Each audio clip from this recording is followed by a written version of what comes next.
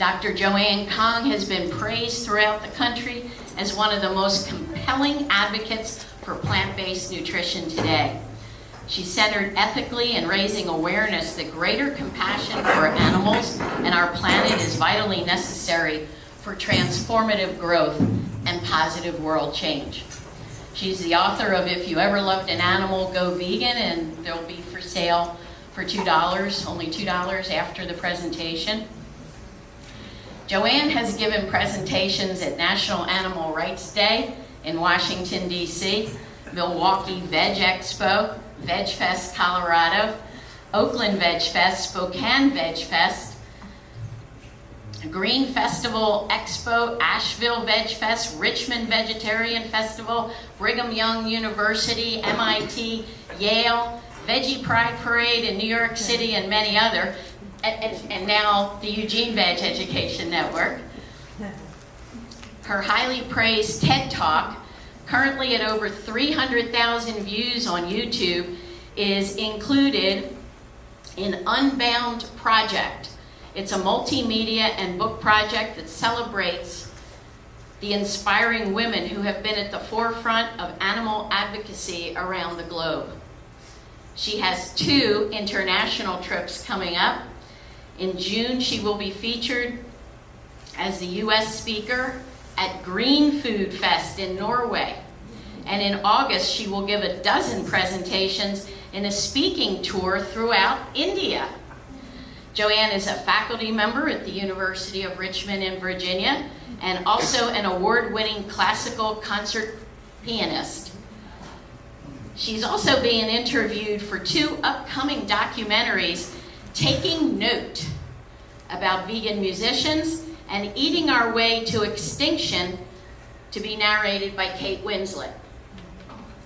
Joanne has a new website called Vegans Make a Difference, and later she will tell you how you can participate in spreading the vegan message by sharing your own stories in the website about being vegan.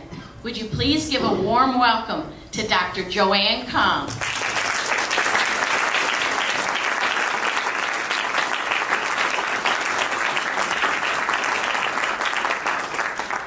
Good afternoon. It's great to see so many of you here today. I hope a lot of you want to learn about veganism, or you're making the transition, or you just want to become more educated about what is, I think, one of the most important movements today. And I really want to take this moment to thank Lynn and Ethan for making it possible for me to come.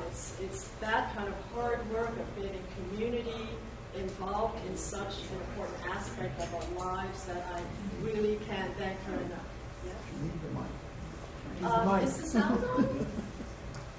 They're working on it. They're working on it. Okay. Should I use it? Okay, so this is the document. Is this on now? Okay. All right. So veganism is a powerful growing movement. It's one of the fastest growing social justice movements today. And I believe that more than other movements, it has the greatest and deepest potential to make a strong impact on the direction of the world and so many aspects of our lives. Today, I'm also going to address the challenges of cultural and psychological influences that shape our perceptions of non-human animals. And for those of you considering veganism, give you some thoughts, some points of reflection, and even some actions to take that are connected to developing a more conscious awareness of our food choices. At the end of the presentation, we'll have a brief question and answer, during which I also would like to invite any audience members to come up and share any of their thoughts or ideas. I think we can learn so much from each other, because veganism is gaining strength from the grassroots level.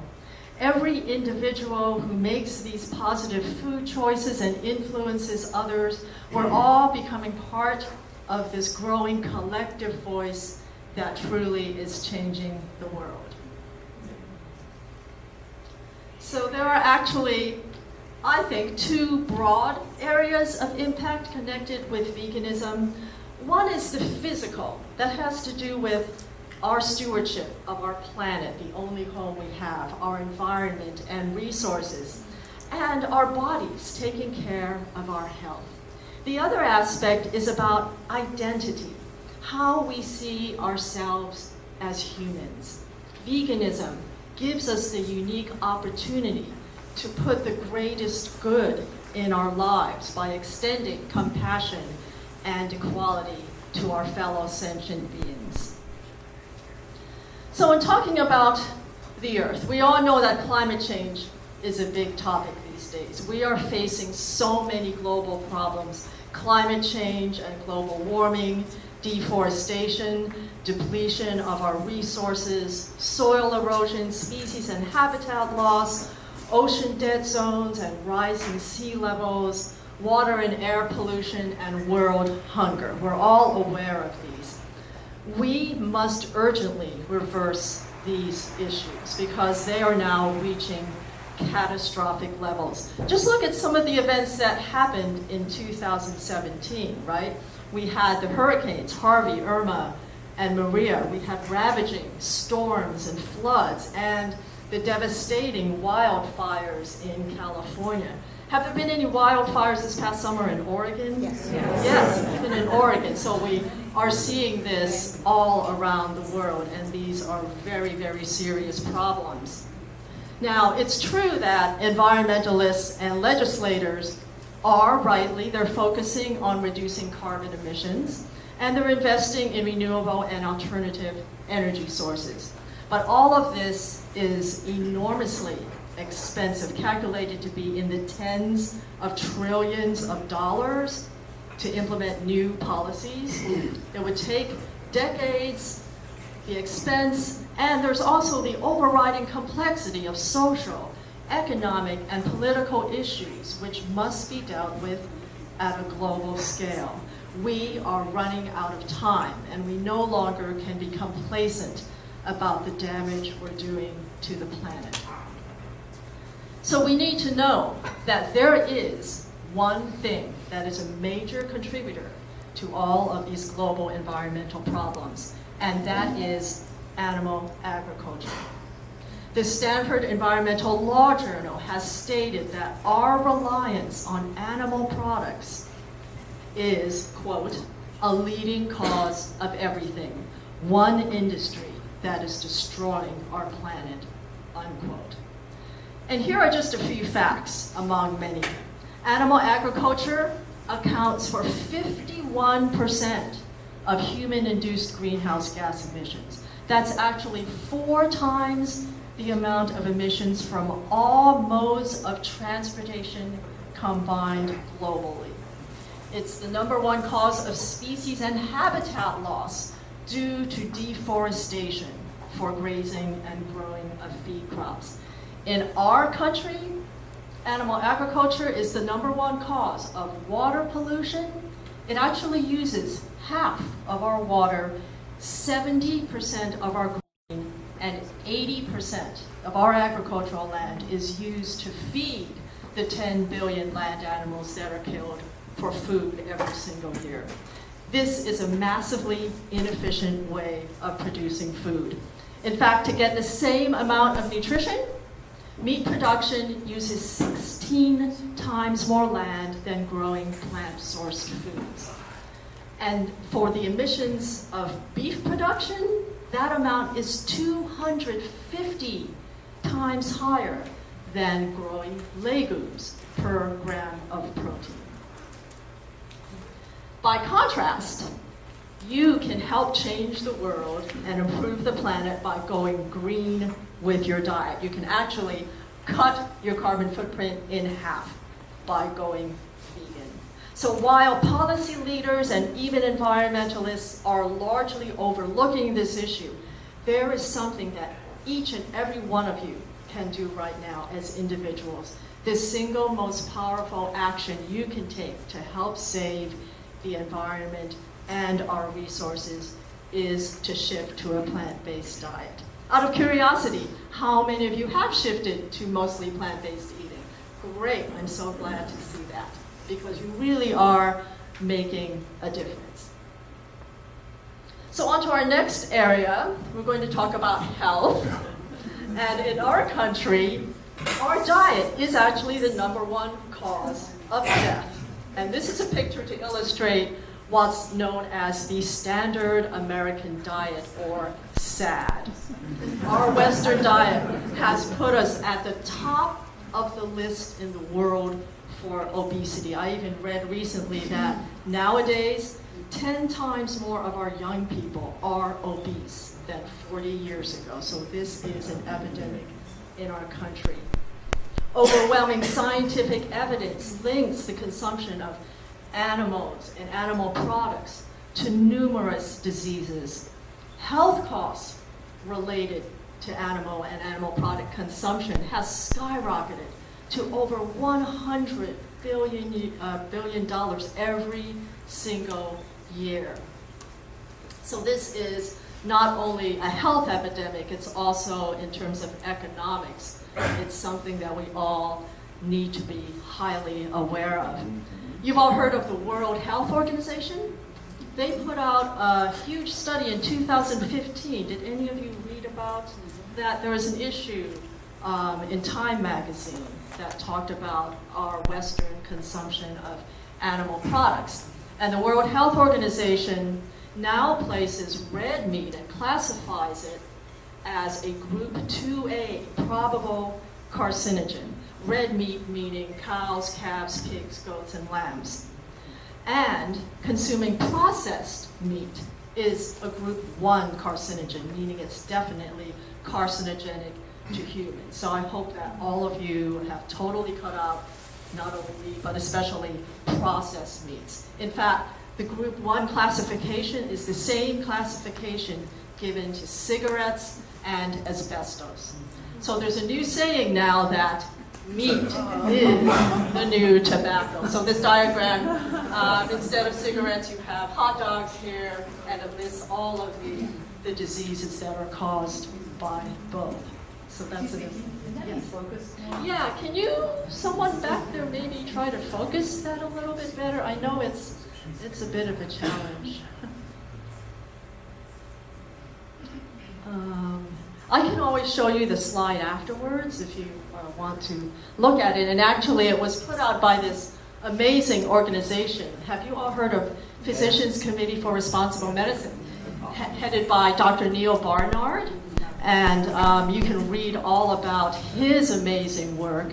There are a number of medical doctors. I am not a medical doctor, but some of the medical doctors who are doing important work about plant-based nutrition as a preventative to prevent disease from happening in the first place. PCRM and Neil Barnard is one of them. Another one is Dr. Joel Furman. Have any of you read his materials? And how many of you know Michael Greger? He has done amazing work. He has this website called nutritionfacts.org, and it's an exhaustive look at the benefits of plant-based eating. And there are other doctors out there as well. We really have to reverse the view that we have. Presently, the idea is that, okay, you get sick first, right? And then you go and see the doctor, and they write a prescription for some ridiculously overexpensive medicine that you're probably going to have to take for the rest of your life, right? So we need to reverse that paradigm and establish the fact that we can have healthy bodies by what we put into them and prevent disease from happening in the first place. So you may ask yourself, well, what's so beneficial about vegan diets? Well, there are so many benefits. You get a wide range of nutrients, you get beneficial fiber, antioxidants. Meat products have virtually no antioxidants, hundreds of thousands of phytochemicals that will protect your body and support good health. Overall, vegans have a longer life expectancy and substantially lower rates of your Western diseases and conditions, such as heart disease, high blood pressure, type 2 diabetes, cancer, osteoporosis, obesity, Parkinson's, Alzheimer's, and the list goes on. Go plant-based and you'll reduce your risk of heart disease, which is our nation's #1 killer, by 30%. And you'll have a reduced cancer risk of as much as 40%. And plant-based eating, not only will it halt the progression of many of these diseases and conditions, it will actually reverse it, sometimes in as little as 2 to 3 weeks. So reducing and eliminating the consumption of animals and animal products is going to be better for your health. How many of you have seen the documentary, What the Health? Yeah, so that's excellent. And there's other documentaries coming out all the time about the benefits of plant-based eating. And speaking for myself, I was vegetarian for a long time, then went vegan, and I'm a very healthy person. In my job at the University of Richmond, which I've held for, I'd say, close to 20 years, I have never had a sick day. So I attribute that to my healthy eating and other factors. And I also recently had a colonoscopy, and my doctor said, you know, you're the poster child for good colon health. So eating vegan is good for your body and good for all of your systems, so that's so important. Now we're going to turn to the aspect of veganism that can't really be quantified, but in many ways I feel that it's the most important thing. And that has to do with compassion and identity. This is a picture of me with Olive at River's Wish Animal Sanctuary in Spokane, Washington. Have any of you been out to River's Wish? It's a beautiful, beautiful sanctuary. And this was such a beautiful, sweet cow. I have to say, this is the first time I've been licked by a cow. She was so friendly. But this aspect, it has to do with identity and the kind of energy we choose to make a part of our lives.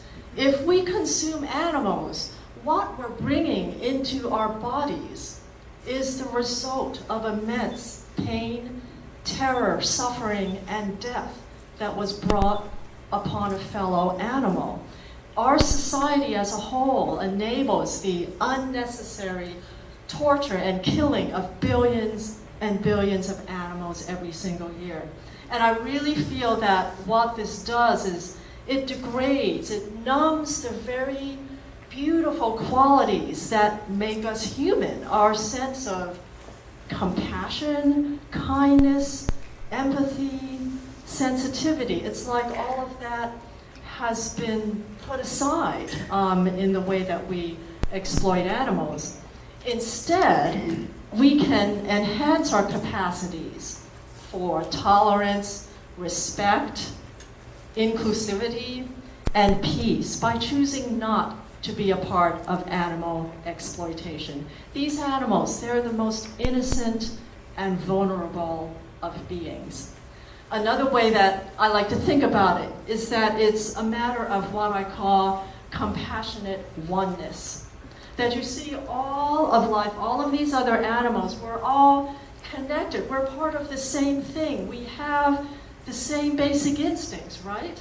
We all want to live free from pain. We want to be able to have adequate nourishment and shelter. We want to be able to engage in our normal modes of social interaction and unique ways of communication. And we want to be able to protect and raise our young. I urge all of you to look at some of the outstanding books that are coming out about animal cognition. There has been this long-standing assumption that, oh, animals are stupid, they're slow, they're dumb, they're not as smart as we are. But scientists are putting the studies out there that show that animals sometimes even exceed what we're able to do. Cows, for instance, have a range of smell and hearing that exceeds our own, and they can recognize over 100 individual herd members. So I challenge people to look into an animal's eyes. See yourself in him or her. Every animal is a unique individual, and behind those eyes is not something, but somebody, someone who has an interest in living, feelings, emotions, and personalities just like we do. So what are some of the challenges that we face? Those of us who are vegan in a mostly non-vegan world, although that is changing.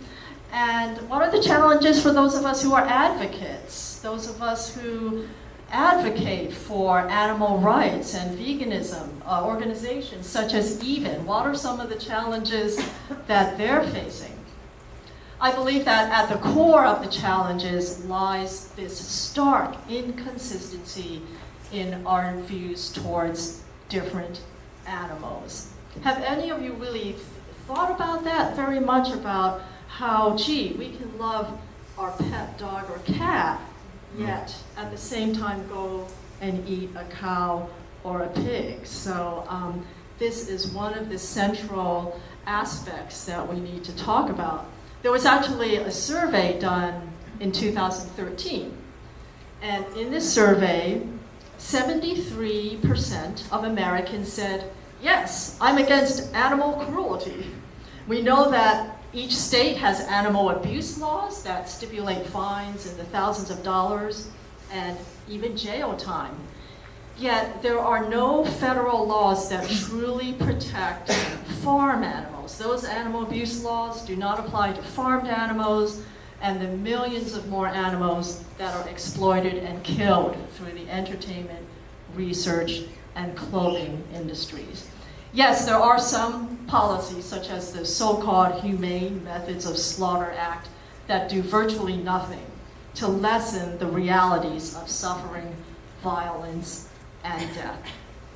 So yes, we would be appalled, right, if we knew that harm was going to be done to our pet dog or cat. But society as a whole supports the institutionalized mass cruelty committed against animals who are just as feeling and aware and sentient as our own pets. So let's take a look at some of the roots of that inconsistency. The first one is speciesism and objectification. Do any of you know the term speciesism? Have you? There is also, yes. And what is speciesism? Discriminate based on species, giving Right. priority to humans. Exactly right. There's also a wonderful documentary called Speciesism that you should all watch. So that's exactly right. It's the specific and arbitrary discrimination against non-human animals. This term was first coined by the philosopher Peter Singer. And the roots of it, we can really trace it back to about 10,000 years ago, when the herding of animals began. At that point, when animals grew to be property, we started conceptualizing them in a different way. They were no longer equals. Now they were inferior beings, objects, commodities for our own use. So a brand new hierarchy was set up, where instead of all of us being kindred spirits, part of this complex web of life, now we placed ourselves at the top and the other animals at the bottom. So for the few animal species that ultimately came to be considered as food, moral consideration for them was removed, as was any consideration for them as individuals with qualities of life similar to our own. I see that you're taking a look at. The second person in the second picture. In the second picture? It's a whale. Yeah, that's a whale, I think. Talk to the man. You're Yes. going to tell me that other person is supposed to be a female? Unfortunately, yes. But we're going to talk about that in a minute. Yeah. We're going to talk about that in just a second, because yeah, this whole thing about the other, about seeing different people in different ways, is an issue that we are dealing with. And we'll get back to that in just a moment. This diagram shows and points out that the exploitation of others at its root is tied to the same attitudes that feed other forms of discrimination, whether it be racism, bigotry, sexism, religious intolerance, and so forth. And all of these prejudices are equally significant social justice issues because they are based upon the same thing, the unjustified and unnecessary domination and oppression of one species against another. So getting back to what you were seeing, what are some of the current things that we are working against in terms of discrimination within human societies? So this diagram brought up the fact about women, right? Yeah. What are some other issues? What are some of the most current issues? Racism. Sexuality, their preference. Right. Okay. Yeah. LGBTQ rights. All the talk about immigration, about immigration status, and rights of immigrants in our society. But it's important to note that all of these that we are rightly preoccupied with, they are within the sphere of human society. We have yet, as a society, to move beyond that and to embrace animal rights as being really part of the same picture. Okay, right now animal rights is still, I think most of you would agree, it's still seen as something not as important, like it's off to the side, correct? And this is what I think is eventually there's going to be a shift in how this happens. And a little bit later on in the presentation, I will point out some of the positive things that are happening in terms of that. So the challenge is that as a race, we develop this egocentric view of ourselves, that humans are at the center of everything. And this exploitation, in essence, gave us permission to be indifferent to the violence committed against animals. It gave us permission to accept what is happening to them and domination of them, to accept that as normal, as the status quo. And it's not only about animals, it's about the planet too. We're not always thinking about protecting and sustaining the planet. Instead, we see these resources as something to be used up, something to be controlled. How many of you have seen some of the footage of what we're doing to our oceans in terms of fishing? Right, the huge trawlers that go through and drag up all the marine life, and anywhere from 25 to 40% of that is actually bycatch. Do you all know what bycatch is? Food for cows. What? Food for cows. Yeah. So I always point out that part of the issue is that we inherited these traditions, the ways of eating from our parents, and it was passed down to our parents by their parents. So these traditions simply continue. And it's not that it was our fault. So I never, ever want to be judgmental about someone who happens not to yet be vegetarian or vegan. We all grew up with a certain frame in our mind of the way things are supposed to be. I grew up eating all kinds of meat, and it wasn't until I was shortly ready to graduate from college. I had left the University of Oregon, where I was working on my doctorate degree, had moved to Texas, of all places. At that point, I was still eating meat. And then one day, my husband, who's standing back there, he brought home a book by Peter Singer and Jim Mason called Animal Factories. Have any of you seen that book? And in that book, this was before computers, there were black and white pictures of animals in factory farms. And we read the book, and we said, this is awful. We cannot be a part of this. We don't want to contribute to this suffering. So at that point, we decided to become vegetarian. So I think everybody has their own path that they take in terms of their journey towards plant-based eating. And I always try to appreciate that and encourage people and never be judgmental towards them. I think that that's so important. Any of you want to share any ideas about that aspect, about the culture? How Yes, yes. schools, churches, doctors. Churches, doctors. Doctors know very little about nutrition. They get very little training in terms of good, wise food choices, correct? Yeah. So we have all these traditions cultural, holiday traditions. In fact, the next photo shows the massive disconnect regarding food. On the left is your typical Thanksgiving feast, right? And how ironic that it's giving thanks. It's giving thanks, yet what you see on that platter is the result of immense cruelty and suffering. In factory farms, poultry, the ducks, turkeys, and chickens, they endure some of the greatest suffering. So our holiday traditions, so many social events organized around eating animals, it therefore becomes a very consistent part of our culture, and it's hard for people overall to break from those traditions. I think also it can be like a source of comfort or stability because you're continuing something that has become a part of your life forever.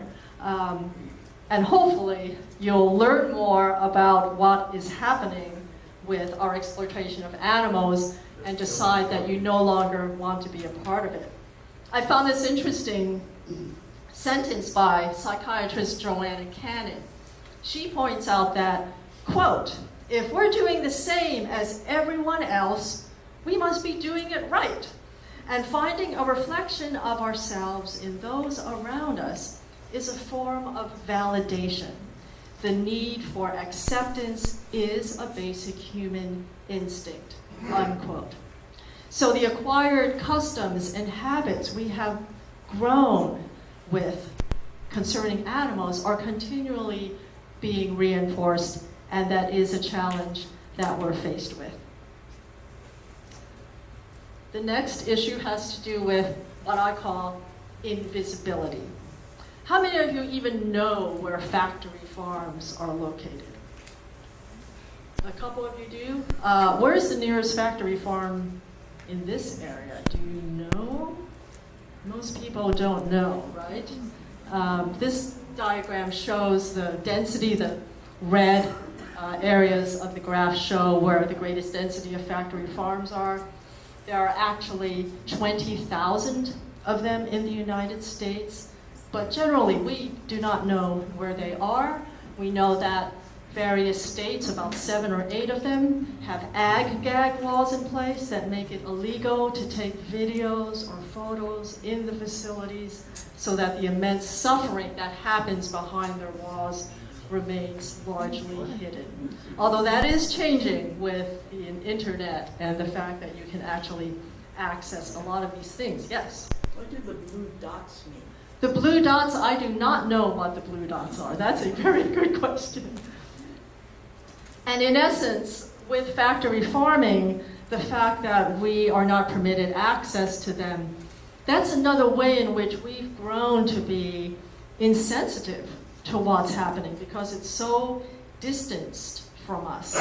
And I like to liken it as an invisible thread that runs through the fabric being our lives. And when you go to the grocery store, there's nothing to indicate that what you're seeing was once a living, feeling, beautiful being. Instead, we see neatly packaged, shelved portions of food. And that, of course, leads naturally to marketing. Marketing is a huge factor. Who can tell me some of the television ads or slogans that we've seen over the years promoting meat? Got milk? What? The other white meat? Where's the beef? Beef is what's for dinner. Beef is what's for dinner. All the burgers. All the burgers, Happy Meals, the incredible edible egg. So we're constantly being fed these messages. Eating animals, eggs, and dairy is desirable. It's normal. It's the thing that you need to do. And again, going back to my own experience, when I was growing up, I loved to eat cheese. And there was a certain brand of cheese that I used to eat that is still on the market now. It's called Laughing Cow. It's those wheels, right? And the little triangular pieces of cheese. And on every piece of cheese, there's a picture of, I think it's a red cow, and the cow is laughing. And it's called Laughing Cow cheese. It's like, this is happy food. you should be eating it, when the truth is that these animals endure incredible, horrific violence just so you can eat that piece of cheese. So that's important to realize, as is the fact that the marketing of most meat is controlled by only 3 or 4 large meat conglomerates. They are JBS, National Beef, Cargill, and Tyson. And these companies make enormous profits, way more than the computer tech industries, oil, or gas industries. This is a really interesting graphic here that was lent to me by the Humane League. And I know it's a little hard to see, but here's JBS, McDonald's, Cargill, this is KFC, Taco Bell, Pizza Hut, and Tyson. Now, these brown circles represent advertising budget only. Okay, so they spend over $1 billion on advertising.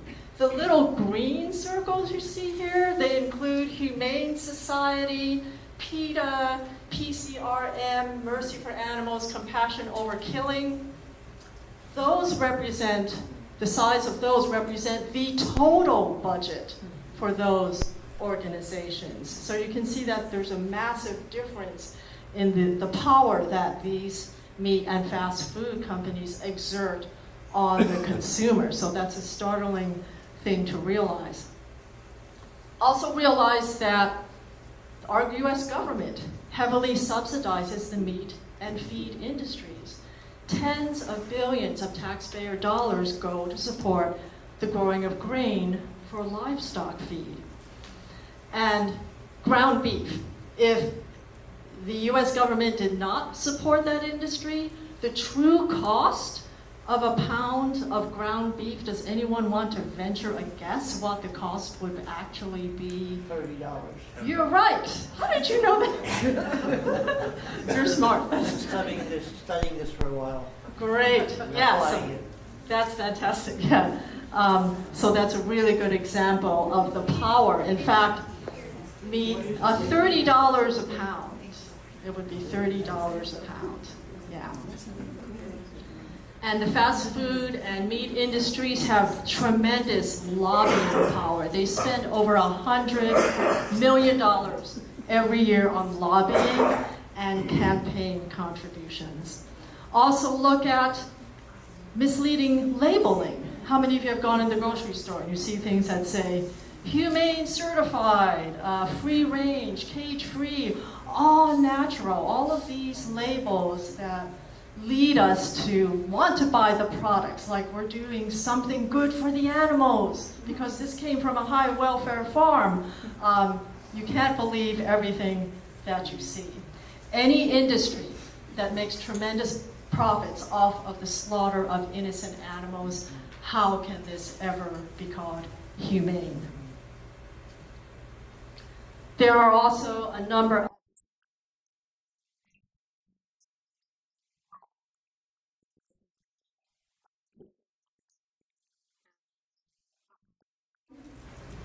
is psychic numbing. And this is a term that refers to a protective coping process that humans use, where we tend to distance ourselves from loss of life that happens on a massive scale. Cognitive dissonance, this is a situation where our decisions or behaviors are in conflict with our core beliefs or values. Case in point, most people eat meat, even though way down deep inside they know that that animal went through horrific suffering, violence, and death, yet they still eat meat. So in order to avoid the mental or emotional conflict or dissonance of this inconsistency, what people tend to do is simply not acknowledge it. How many of you have ever tried to talk to a friend or family member? You know, maybe you were trying to convince them to go vegetarian or vegan, and you started telling them about what happens to animals in factory farms, and a common response will be something like, "Don't tell me about it. I don't want to think about it." How many of you have had that? Any other sort of reactions that show that disconnect that you can think of? I'm already doing as much as I can. Okay, I'm already doing as much as I can. Any others? We're supposed to eat. That's what they're put here for, right? What? That's why God made animals. That's why God made animals. Okay, that's a whole other discussion. I agree. For meat. Right, yeah, so people It's in the who, Bible. it's in the Bible, okay, that's a whole other thing we could talk about too. So in a way, humans have, those who still are consuming animals have come up with protective rationales or reasons for why they do not want to give up the consuming and exploitation of animals.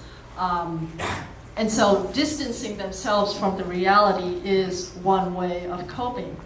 Another way that I like to see it that's maybe a little bit more positive, I like to say that humans, we have such a great capacity to love, correct? And because we have that beautiful capacity to love, we don't want to see other beings suffer, so we simply turn away. We don't let ourselves look at it. We don't let ourselves look at what happens to animals in the slaughterhouse. I also think that humans, they want to see themselves as good, right? As good beings, that we would never, ever do something unnecessary in harming another being. So by doing this distancing kind of coping process, a lot of people can avoid dealing with the issue.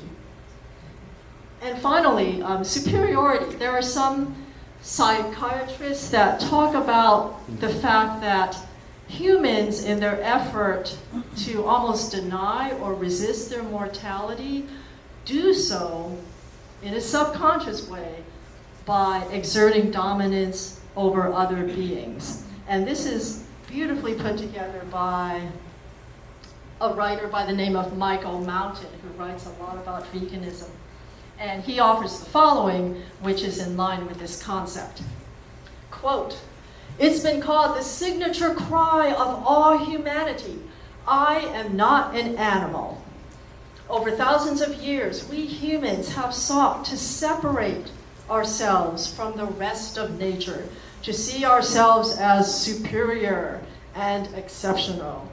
We don't even like to be reminded of the fact that we are animals. They are animals. We are humans. As long as we're in denial about our own animal nature, almost any effort to treat our fellow animals with the respect we grant each other is doomed to fail." Unquote.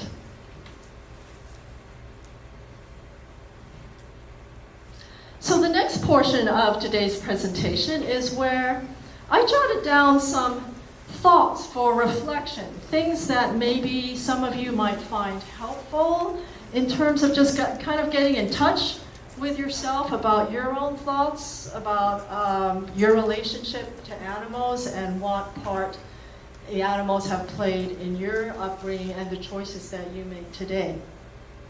And I actually wish that I had answered these questions when I was younger. I may have become vegetarian or vegan at a much younger age. So the first question is, first of all, to look back and reflect upon how you grew up. Was eating animals a part of it? So I think it's good to just, when you're sitting quietly, just think back about how you were raised and about the kind of food that you eat. Again, being totally non-judgmental, just a fact that I think it's a good idea sometimes to think back to the kinds of habits and traditions that we grew up with. Did you ever think of the animal on your plate as any more than just food? Do you acknowledge that, yes, exploited animals endure pain, suffering, and death, and that these animals are just as sentient and individual as any companion animals? If you do eat animals, do you have specific reasons why you continue to do so? Do you or did you enjoy the taste of meat, fish, eggs, and dairy? I know that I used to, for example. Every once in a while, though, have any of you vegetarians or vegans had a dream where you discovered you were eating meat? And then, how many of you have had that dreaming. Am I the only one? Okay.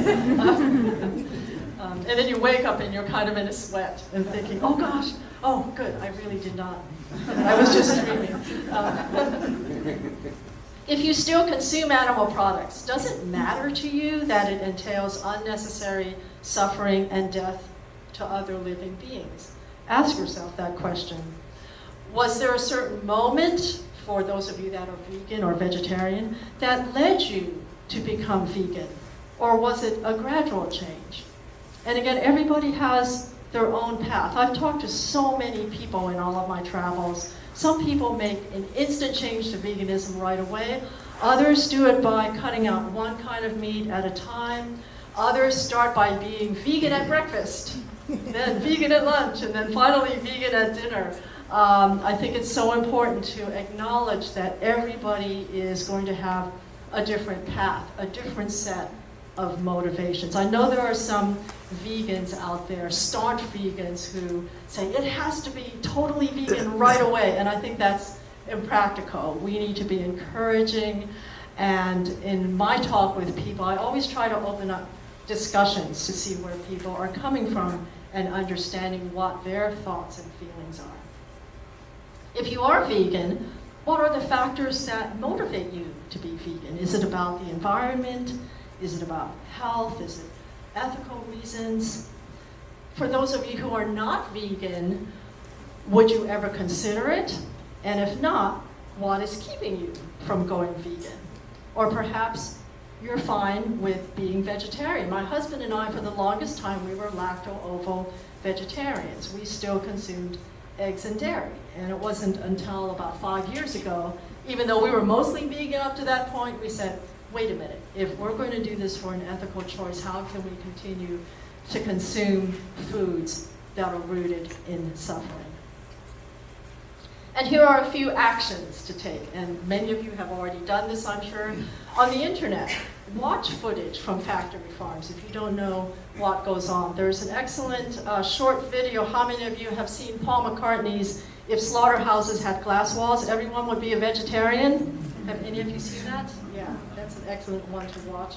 And there are many more. And as you're watching this footage, gauge what your reaction is and do it honestly. Does it trouble you to see what these animals go through? How does it make you react? And are you going to take action to do something about it, to no longer enable this to happen? And also, visit an animal sanctuary. How many of you have visited animal sanctuaries? Yeah. What? What? Animal sanctuary. There are so many cropping up all over the country where you can meet the animals, pet them, really get to know them as individuals. They're not food, they're not objects, they're real living beings. Another fact that I think is relevant to all of this is to realize the scale, the immense, unbelievably vast scale that we commit violence against these animals. A friend of mine, his name is Chris Hines. He is one of the people associated with Devon Animal Save in the UK. And he once told me that he did some research and found that the total number of humans who have ever existed is about 107 or 108 billion. Yet every single year we kill over 170 billion land and sea animals. So this is the cruelest, most oppressive and destructive act that we take part in as humans. Also, watch documentaries. What are some of the documentaries that any of you would recommend? Cowspiracy, which talks largely about environmental issues. Any others? What the Health, right, that we already mentioned. Forks Over Knives. Forks Over Knives. Earthlings. What was that one? Vegetated, yes. Plant Urination. Plant Urination. Any others? Super Size Me. Yeah. Yeah, lots. I've seen some videos from universities studying apes. So horrible. Oh, yeah, yeah, animal research, good. That's good that you've seen that as well. Food Inc. Food Inc. Yeah, that's another great one. Videos by Dr. Greger. Yes, videos by Dr. Greger. NutritionFacts.org. Yes, nutritionfacts.org is Michael Greger's website, which has in-depth nutritional information about plant-based eating. And if you've never seen him speak, he's absolutely amazing. And finally, read stories. Oh yes, one more. I have another. I'm sure Yeah. some of you have heard of James Aspie. Yes, James Aspie is amazing. Absolute Yeah. speaker. He has a video on YouTube called "This Speech Will Change Your Life," and he's just very charming, wonderful speaker. Right, James Aspie is from Australia, and he went, was it a 1-year period of silence where he did not speak for a whole year in order to call attention to the plight of animals. There is just so much information on the internet. So this is Lulu, and I encourage you to read stories about the compassion that animals have shown us. So this is the story about Lulu, which actually made worldwide headlines. One August afternoon in 1998, Joanne Altsman suffered a heart attack. There were no neighbors nearby. Her husband was away on a fishing trip on Lake Erie, and she was alone. So she's in this trailer. Lulu made her way out of the vacation trailer, squeezing through a doggy door that was too small for her, scratching her belly badly as she went. Never before had she ever left the yard, but today was different. She lay down in the road, as if playing dead, and waited. Several cars came by and just rode past her. Twice more, Lulu went back to check on Joanne and then out again, badly scraping her already bleeding belly. Refusing to give up, she lay there until finally, after about 45 minutes, one motorist stopped and got out of his car, concerned about her wounds. Lulu perked up when she saw him, scrambled to her feet, and began walking towards the trailer, leaving a trail of blood as she went. The caring motorist followed Lulu, found Joanne unconscious, and quickly dialed 911. Lulu apparently tried to get into the ambulance when the medics arrived, but they gently prevented her from boarding. She came as close to crying as a pig can as she watched the medics take her beloved owner away. Joanne was rushed to the Beaver Medical Center where she underwent emergency open heart surgery. Had 15 more minutes passed, doctors told her she would have died. Lulu's wounds were also attended to. So this pig risked her life to save her fellow animal, and we need to do the same. We need to fight for these animals who have no voice.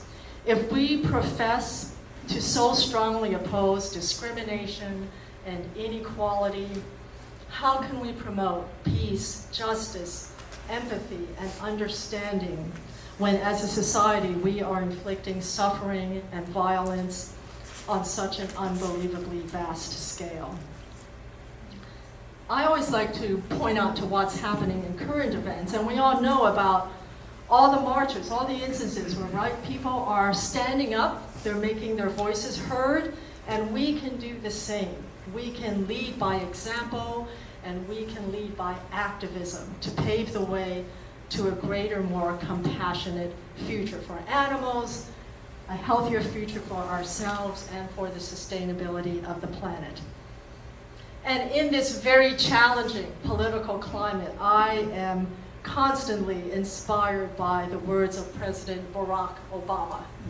Last year, he attended an international food summit in Milan, and he said this, quote, "The energy to bring about change is going to come from what people do every single day," unquote. And this speaks to the power of what we do as individuals. You may say to yourself, okay, so I decide to go vegetarian or vegan.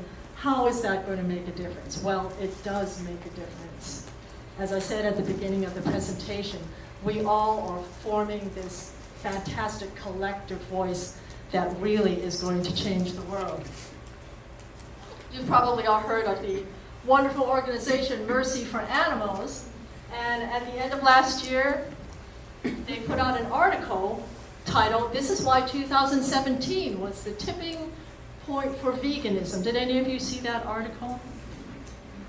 And these are just some of the highlights.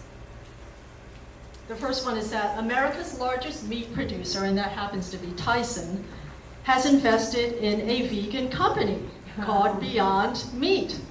Their CEO even said that plant-based protein is growing almost at this point a little faster than animal-based. So I think the migration may continue in that direction. We have Cargill, the third largest meat processor in the US, which is investing in the clean meat company Memphis Meats. Have any of you heard of Memphis Meats? This is one of these cutting-edge scientific food companies that is able to actually, they're still working on it, to take a biopsy from an animal without harming the animal and then figure out a way of multiplying those cells and actually creating a non-harmful version of meat. And there are other companies that are doing the same thing. Modern Meadow is another one. You think that's Yeah. good? What? You think that has a yuck factor? I don't know. He asked an interesting question, whether there's a yuck factor to that idea. Only if what they're creating has nervous systems. If the meat they're creating feels something. Oh no, the you meat, eat it all you want. no, the meat would not be a living sentient being. It would simply be a product that you Do would they eat. does it have a nervous system? No, it wouldn't. Eat it if you want. Eat it if you want. Okay. Wouldn't there still be the health problems? They can actually engineer these products so that there wouldn't be the fat and the cholesterol that you normally would get from eating meat. Yes. But there would be the microbiome issue and the bacteria that are populated in your colon by eating meat, as opposed to the Bacteroides bacteria versus Prevotella and TMAO production, the inflammation. So Yeah, that I don't know enough about, but that's something you should look up because, yeah, it is, to some people, it's a somewhat controversial sort of solution, whether that's the way to go or not. Walmart has asked suppliers to make more vegan food in response to growing consumer demands for plant-based foods. I mean, we all know this, right? Growing in the grocery store, there are more and more meat alternatives, right? Elmhurst Dairy and other dairy companies have switched to plant-based milk. How many of you drink plant-based milk? Yeah, what kinds? Soy, Coconut, almond, cashew, hemp, rice, flax. Yeah, right now about a third of American consumers prefer plant-based milk to dairy milk. Plant-based foods topped $3.1 billion in sales. This is an overall growth in plant-based foods of 8.1% from the previous year. In Australia, the number of vegan products grew by 92% since 2014. Even McDonald's has added the McVegan to its menu in Finland and Sweden. Of course, Europe's always ahead of us, right? Always seems to be the case. And a poll found that 47% of Americans want to shut down slaughterhouses. And there are lots of marches against slaughterhouses happening all around the world. I also encourage any of you who haven't yet had the opportunity to participate in these vigils. Last fall, I went out to Los Angeles where there was a huge vigil at Farmer John's Slaughterhouse, which is the largest pork producer on the West Coast. And there were 300 activists out there, and we spent the whole evening standing outside this facility. And about a dozen trucks would roll by, and the trucks were allowed to stop for a few minutes, and we were allowed to feed the pigs water and pet them, and it was one of the most touching and sad events I ever attended. And what is so awful that in the street outside this immense slaughterhouse, you could actually smell death. There was this horrible stench in the air, and it was just something that I will never ever forget. So if you have the opportunity to show your support for animals, I urge all of you to do that.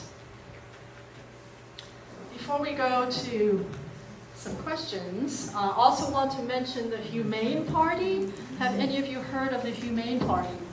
They're a relatively new party in the United States, organized in 2019, and it's the only party in the U.S. that calls for abolishing the exploitation and property status of animals. They are forming chapters in all 50 states, so if you're interested, go to humaneparty.org. And then, finally, Lynn mentioned my new website called vegansmakeadifference.com, and it has a lot of resources about articles on the internet that you can read, but the central part of the website is a section called Stories. And in that section, I've invited individuals who have gone vegan to simply write an essay, a lengthy writing if they prefer, about what motivated them to become vegan. What was their personal story? What touched them? And each article is accompanied by a couple photos. So if any of you who are vegan are interested in contributing to the website, I think it's the first website that has this kind of component in it, and it's a wonderful way to spread the vegan message out there. So in the website, there's a contact page, so you can contact me through that contact form. Joanne? Yes? Before Joanne leaves that comment about mercy for animals, before we get to the tipping point, in 2016, we worked with our mayor to create Vegan Awareness Year in 2016, and we had a proclamation. So it most definitely is the tipping point. And also when you said about giving thanks, and you have the meat on one side and then where it comes from on the other, and how we disconnect. Just if anyone is interested, we have a vegan Thanksgiving peaceful potluck every year, so make sure you're on our list for an invitation. So now, questions and answers. Oh yeah, talking about Thanksgiving, have any of you been to Farm Sanctuary in New York? They do this amazing thing on Thanksgiving. They set out these huge tables with all kinds of fantastic vegan food. They let the turkeys out, and the turkeys eat the food, and they have a really, it's so much fun. So, yeah, but that's called turning the tables, right? Okay, at this point, are there any questions, specific questions? And anybody feel free to answer as well. Yeah. If you don't mind. Yeah, go ahead. I'm concerned about carnivorous pets, like cats. Yeah. I'm vegan, but I still have to buy meat to feed my cats. Yeah. And I tried to make my cat vegan many years ago. He had heart problems.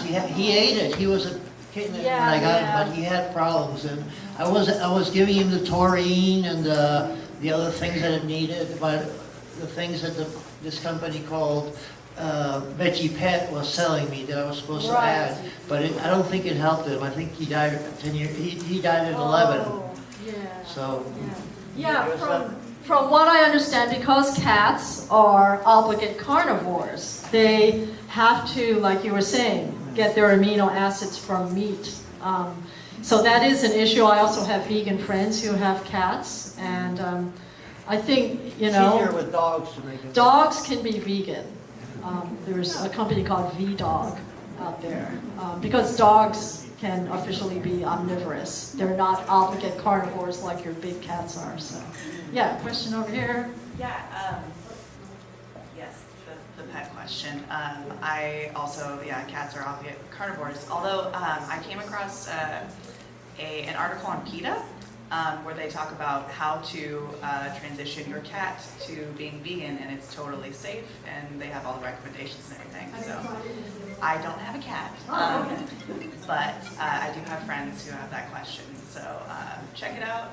PETA obviously has just you can just go to PETA, the website, PETA.com, and then in the search bar, you should be able to search, pets, vegan, or by cat, like specifically have an article about cats. So yeah, just Google it. Thank you very much. Yeah, of course. Yeah, but I do hear, contrary thoughts about that. Anybody else? Let's go back here.